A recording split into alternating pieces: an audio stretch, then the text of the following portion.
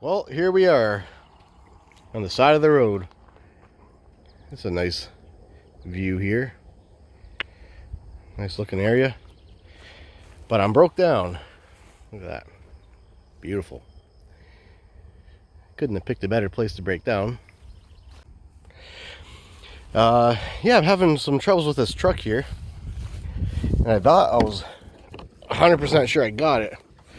Because what's happening is our ECM fuse, the 5 amp fuse in this bird, keeps blowing, kept blowing. Now, I replaced the wiring, like that's a new ECM in there, customer replaced that at another shop there, and then they're still having the same issue, so they brought it here. It's only the 5 amp, it's a 5 amp fuse that goes from this PDM to the ECM that provides ignition power. Now I couldn't find where it was shorted at or anything, so I ended up running an overlay harness, brand new pins right from the PDM all the way to the ECM, and so there's no possible way this thing's shorted to anything. And I got this far, which is probably about 15 minutes from the shop on this good road test, and the thing blew on me again.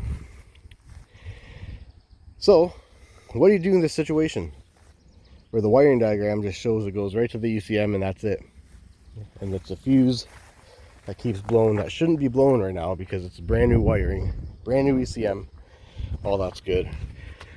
Well, my best guess now is, you got to think out of the box, is that same circuit provides power to either another sensor or another circuit somewhere that might be rubbed to ground, or it could be a failing sensor, and it's failing hot. Like, it gets this nice and hot, and then that's when it's blowing the fuse.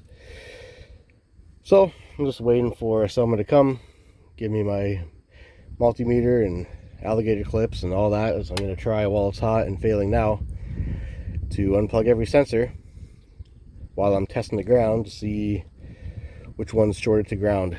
So I'll keep you updated, see how this thing goes. Hopefully it's not too bad.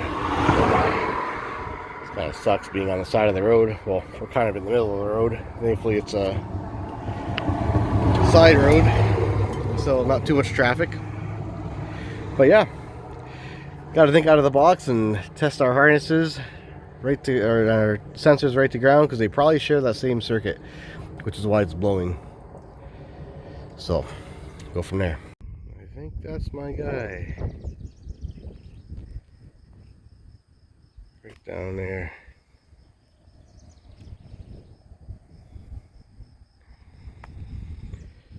Well, in defense of the other shop, I would have replaced that ECM too, especially looking at what's going on now. Nothing wrong with the wiring. ECM's, you know, the only thing on this that goes from this fuse there, and the circuit only provides that ECM. And yeah, I ran a new overlay harness, so there's no problem there. Just gonna get on the other side of this road. That was not my guy coming. And yeah, so you would think 100% the ECM is shorting out intermittently and causing that fuse to blow. But yeah, it's definitely another sensor or something on that's being provided with that same 12 volts ignition power that the ECM is internally providing. So whether it's, I don't know, I'm just gonna unplug stuff and see where it opens. All right, got her back to the shop here, figured it out. I started disconnecting my sensors because I definitely was shorted to ground when it was hot, and ended up finding the IPR valve was bad. So that guy right there, I threw another one in there because I had a used one in my toolbox, thankfully.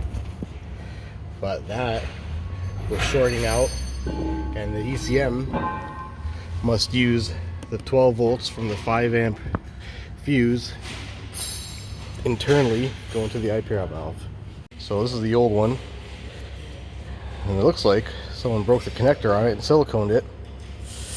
Tried to save the extra buck on ordering one,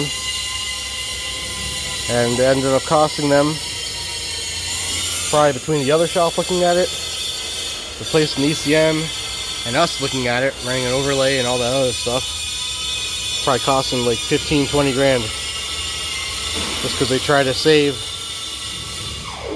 a few $100. So, but now I know that IPR 12 volts is supplied by the 5 amp fuse in the PDM.